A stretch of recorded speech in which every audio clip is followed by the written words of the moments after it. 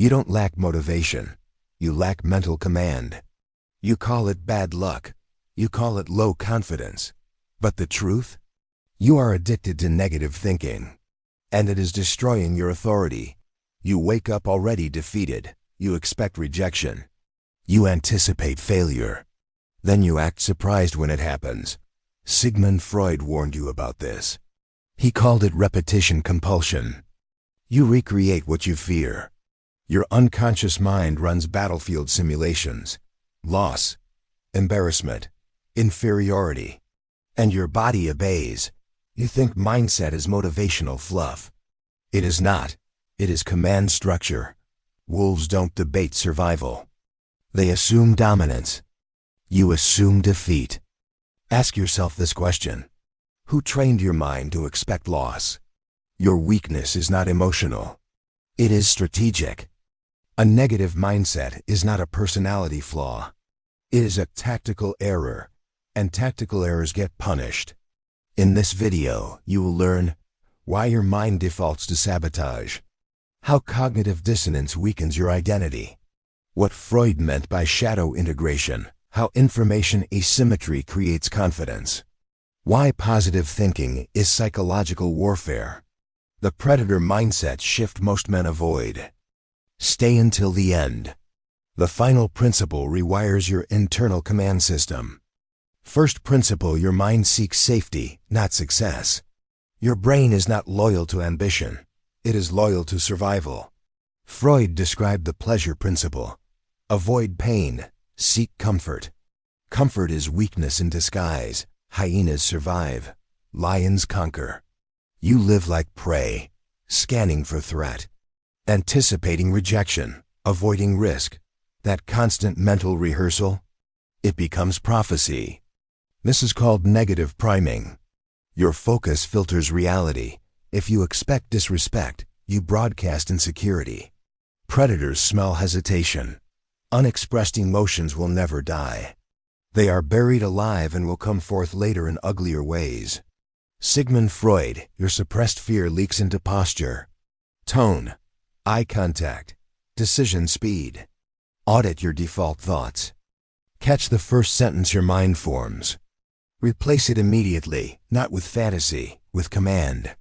Instead of, "I hope this works," say, "I execute and adapt." Count to 3. Stand taller. Slow your breath. Watch what happens. But safety isn't your only enemy. Your identity is fractured. Second principle: cognitive dissonance destroys power. You say you want confidence, yet you rehearse doubt.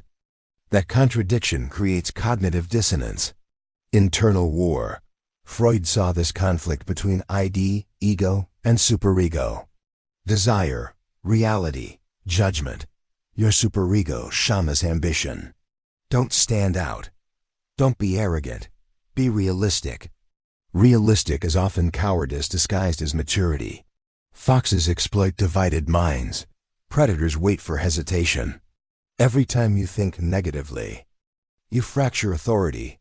Ask yourself this question. Would you follow a general who doubts orders? No. Yet you follow your own self-doubt daily. Eliminate covert contracts. Covert contracts are silent expectations. I'll be nice, so they'll respect me. I'll work hard, so they'll notice. That is prey thinking. Detach expectation from action. Act because it aligns with power. Speak clearly. Stand still. Pause before responding. Silence creates information asymmetry. When others cannot read you, they assign depth, and depth commands respect. But there is something deeper. Your shadow. Third principle: integrate the shadow, or be controlled by IT. You suppress aggression. You suppress dominance. You suppress desire. You call it being positive. It is repression. Freud warned repression mutates into neurosis. Shadow integration means this. You acknowledge your capacity for dominance. Wolves do not apologize for teeth. You were taught to declaw yourself. That is why positivity feels fake. Because you are forcing light over rot. True positive mindset is not smiling. It is ownership. Ownership of fear. ownership of envy, ownership of anger. When integrated, anger becomes direction. When suppressed, anger becomes insecurity. One does not become enlightened by imagining figures of light, but by making the darkness conscious. You cannot conquer what you deny. Write down your darkest traits: greed, jealousy, competitiveness. Read them without flinching, then weaponize them. Jealousy becomes standards. Competitiveness becomes discipline. Anger becomes fuel. Ask yourself this question: would you rather control your darkness or let it leak? Now you're ready for the real shift. Positive mindset is not optimism. It is strategic perception control. Fourth principle: information asymmetry creates confidence. Confidence is rarely internal. It is informational. When you know more, you hesitate less. Predators study terrain before attack. You walk into rooms blind, then blame anxiety. Anxiety is often uncertainty. Reduce uncertainty. Increase preparation. Freud understood that the unknown triggers fear responses. The unconscious fills gaps with threat. So you must dominate information. Research before meetings. Study social dynamics. Observe before speaking. Count to 3. Watch patterns. Who interrupts? Who seeks approval? Who leads subtly? Knowledge shifts posture. You stop reacting. You start directing. Confidence becomes silent. Lions do not announce strength. They move with certainty. But preparation alone is not enough. You must control inner narrative. Stay until the next section. Because this is where mindset becomes warfare. You now see the pattern. Your negative mindset was not fate. It was conditioning. Safety addiction. Cognitive dissonance. Shadow repression. Information ignorance. Narrative surrender. All strategic errors. Positive mindset is not smiling. It is command. If you ignore this, you remain predictable prey. This is not motivation. This is mental warfare. You felt the shift, then you slipped, didn't you? You stood taller for 2 days, spoke sharper for a week, then drifted back to old habits. Why? Because momentum terrifies your unconscious. Freud called it resistance. The psyche resists change like a body rejects infection. You try to evolve. Your old identity fights back. Negative thinking is familiar terrain. Familiar feels safe. Safety is seductive. You think discipline fails. It doesn't. Your identity panics. Ask yourself this question: who are you without your old excuses? Exactly. A positive mindset threatens your current social contracts. If you grow, some relationships die. If you become assertive, some people retreat. So you shrink again. Not because you are weak. Because evolution has social cost. Your weakness is strategic error. And the next errors are lethal. Stay until the end. The final mechanism locks transformation permanently. Seventh principle: your environment programs your mind. You underestimate proximity. Hyenas shape hyena behavior. Wolves shape wolf behavior. You absorb emotional tone through mirror neurons. Freud observed identification. You unconsciously adopt traits of those around you. Negative thinkers infect perception. They normalize limitation. They rationalize mediocrity. You call it friendship. It is psychological contagion. Audit your circle clinically. Who complains daily? Who gossips? Who mocks ambition? Reduce exposure. Increase friction with excellence. Consume material above your level. Enter rooms that intimidate you. Count to 3. Notice posture shifts. Environment recalibrates identity faster than willpower. But there is a deeper sabotage: your need for approval. Eighth principle: approval addiction destroys authority. You chase validation from women, from bosses, from peers. That need radiates weakness. Lions do not pull the jungle. They decide. Ask yourself this question: when did you start negotiating your worth? Approval addiction creates covert contracts. I'll agree so they accept me.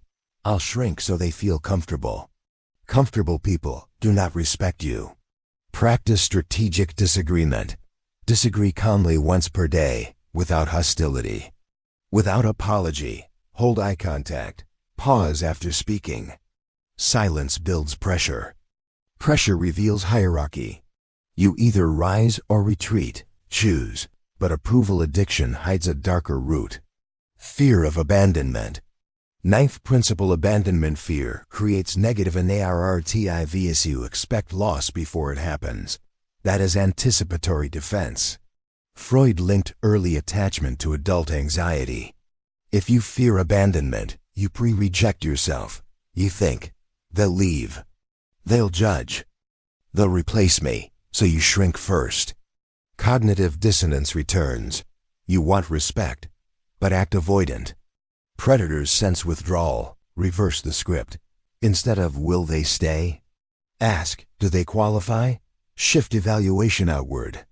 Information asymmetry returns power. Observe more. Reveal less. Count to 3 before answering personal questions. Mystery elevates value. Prey overshares. Predators gather data. But something still blocks consistency. Your internal critic. 10th principle: your inner critic is a failed GNRO. That voice in your head? It claims protection. It predicts failure, mocks ambition, magnifies risk. Freud called this the harsh superego, an internalized authority figure. It keeps you realistic. Realistic is often small. Ask yourself this question: has your inner critic ever built anything? No, it only prevents externalize the voice. Name it. Write its accusations down, then interrogate it. Demand evidence. Replace criticism with instruction. Not, you're not ready. But, prepare for 20 minutes. Shift from judgment to action. Action dissolves rumination. Rumination feeds weakness. And here is the escalation. Positive mindset is not comfort. It is calculated aggression. 11th principle: positivity is controlled aggression. You misunderstand aggression. You think shouting, dominance displays. Ego theatrics, wrong. True aggression is directed focus. It is elimination of distraction. Freud spoke of sublimation. Channeling primitive drives into productive output. Sexual energy becomes ambition. Anger becomes discipline. Envy becomes standards. Wolves do not waste hunger. They convert it, transmute emotional spikes immediately. Feel jealousy, work. Feel anger, train. Feel insecurity. Study, do not sit with emotion. Move with it.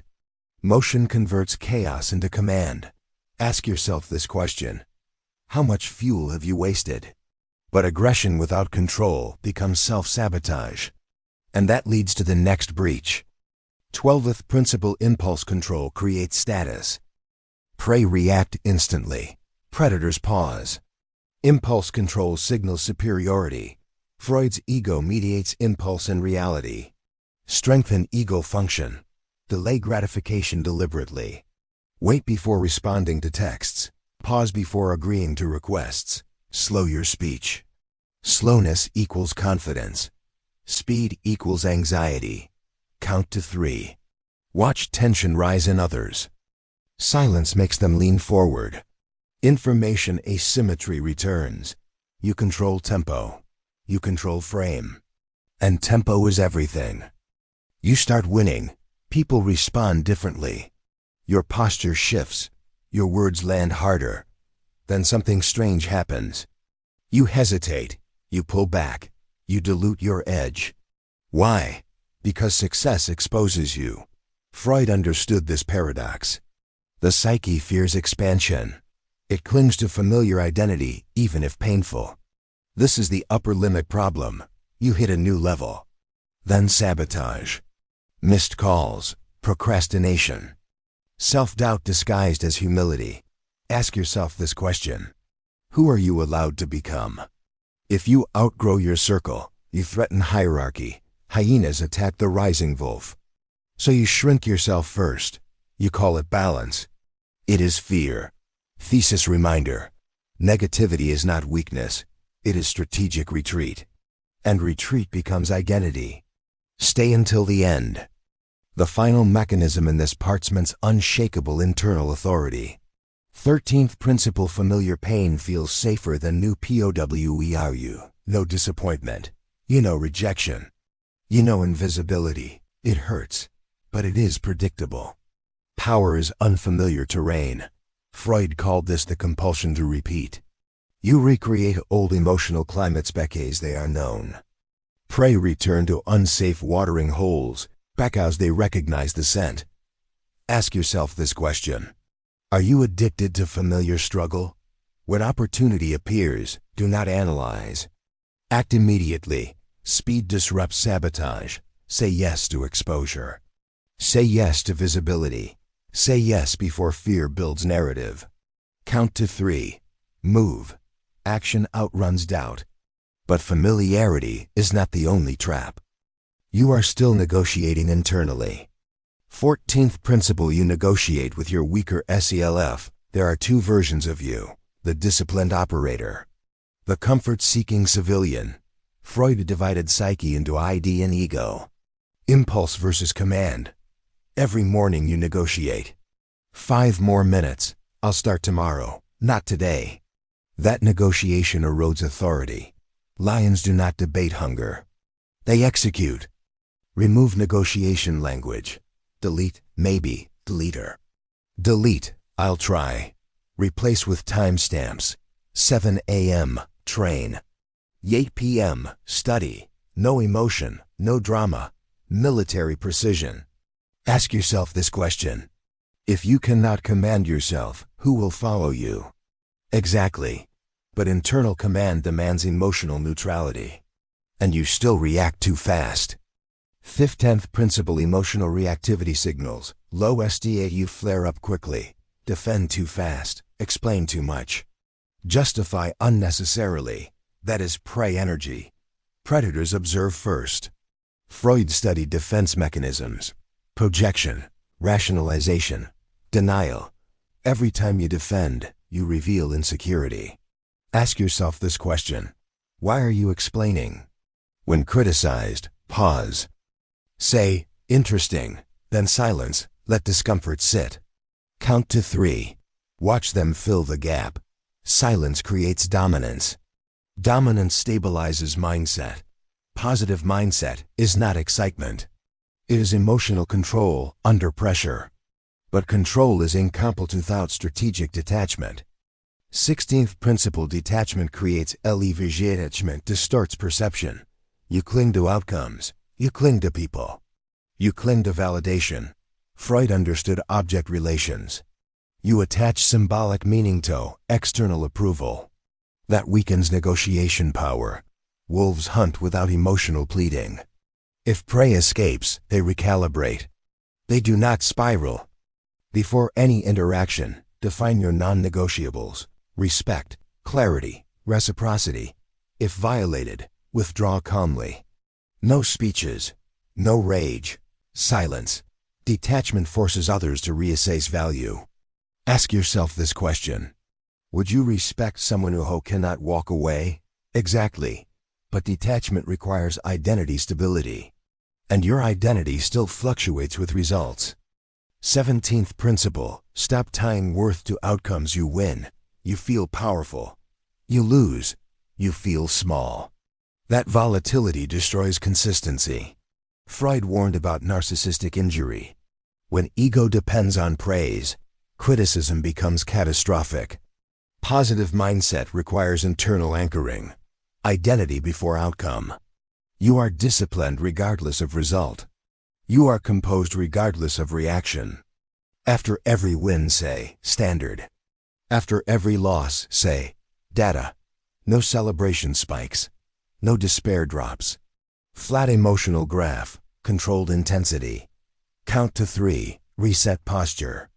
Move forward, but one final breach remains in this phase.